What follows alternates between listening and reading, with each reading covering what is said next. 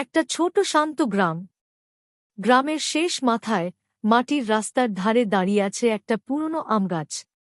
সেই আমগাছের ছায়াতেই থাকে রূপা, একজন গ্রামের বউ, যার সংসার বলতে এই গাছটার নিচেই সব। রূপার স্বামী দিনু দিনমজুর।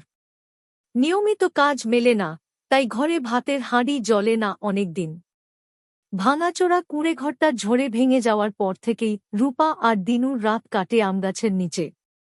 গাছটাই যেন তাদের ঘর। তার ডাল ছায়া দেয়, পাতা বৃষ্টিতে ভিজে রূপাকে আঁকড়ে ধরে রাখে। রূপা একটি ছোট চুলোর পাশে বসে শুকনো ডাল কুড়ায়, সেগুলো দিয়ে ভাত রান্না করে। অনেক দিন শুধু লবণ ভাত দিয়েই দিন কাটে। সন্ধ্যার দিকে গ্রামের অন্য ঘরগুলোতে যখন আলো জ্বলে, রূপা তখন গাছের নিচে একটা মাটির প্রদীপ জ্বালায়। আলোর ঝিলিক পড়ে তাদের দুজনের ক্লান্ত মুখে। তবু রূপা হাসে, কারণ সে জানে দুঃখ থাকলেও সংসারটা ভালোবাসায় ভরা। একদিন প্রবল বৃষ্টি শুরু হল। গাছের পাতা সবটুকু চেষ্টা করেও রূপাকে পুরো রক্ষা করতে পারল না। রূপার শাড়ি ভিজে গেছে, চুল ভিজে জমাট হয়ে আছে। তবু সে হাঁড়িটা আঁকড়ে ধরে বলল, দিনু তুমি খাও, তুমি সারাদিন পরিশ্রম করো।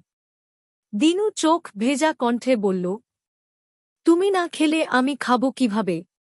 সেই রাতে তারা ভেজা মাটির উপর একে অপরকে জড়িয়ে ঘুমায়।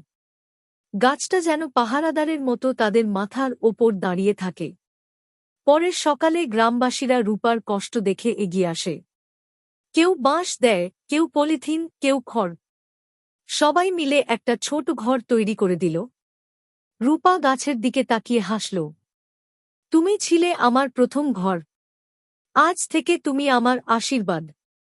গাছটি বাতাসে ডাল নেড়ে যেন বলল, তোমাদের সুখেই আমার শান্তি। এভাবে কষ্টের মাঝেও ভালোবাসায় ভরা রূপার গাছতলায় থাকা সংসার আবার নতুন করে দাঁড়াল।